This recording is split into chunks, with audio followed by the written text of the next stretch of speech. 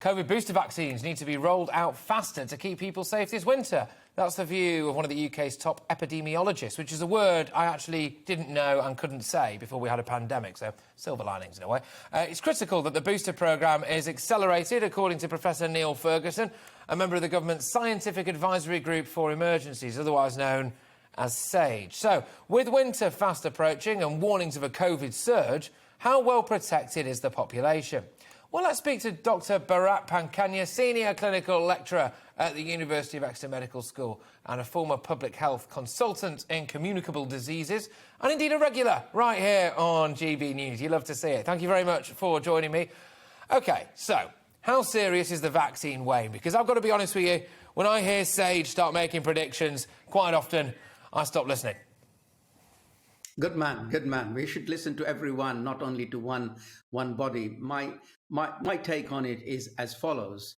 The primary immunization, which is the 2 doses, is pretty good. It is pretty good at protecting most people. However, and this is the however, after about 6 months, we would feel that people, especially vulnerable people, especially people with poor immune responses, so this will essentially be elderly people, people who don't mount good immune responses, people with other underlying conditions like poorly controlled diabetes. And I mean poorly controlled, not all diabetics are poorly controlled. So those people will definitely benefit from a booster program rather than a wholesale over 50-year-olds getting the booster. Nothing wrong with giving it to them, but in the middle of a crisis when you can't give it to everyone, what would I do? I would give it to the most vulnerable ones first.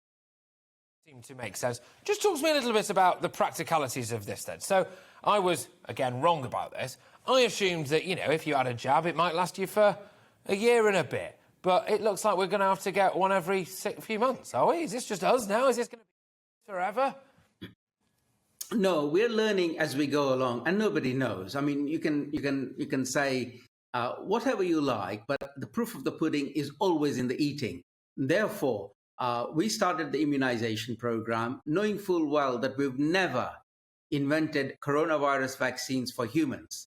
And we knew it is difficult to create coronavirus vaccines for humans. Having succeeded there, we also knew that the vaccines may not work as well as we would like them to. So now we are finding out that at about the 6 months point, some people have slightly reduced immune response, and more so people who are vulnerable and never made good immune response in the first instance.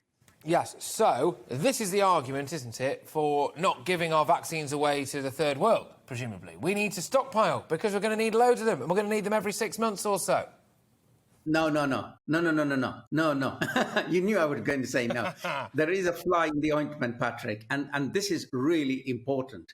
If you do not want to go to step 1, i.e. everything is ruined and we are back to square one, then you will help other parts of the world to immunize, because otherwise what will happen is variants will arise, and if a nefarious variant were to arise, which bypasses the vaccine, the immunity provided by the vaccines, then we will be in big trouble.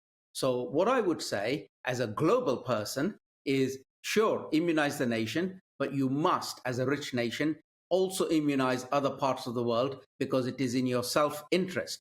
Now, one more thing that we can do, we should do, is we learn as we're going along. So it may be 2, maybe 3, maybe 4, but it's definitely not an ad infinitum of jabs that we need. So we will find out in time how many jabs we need to give us a degree of confidence that we are extremely well protected.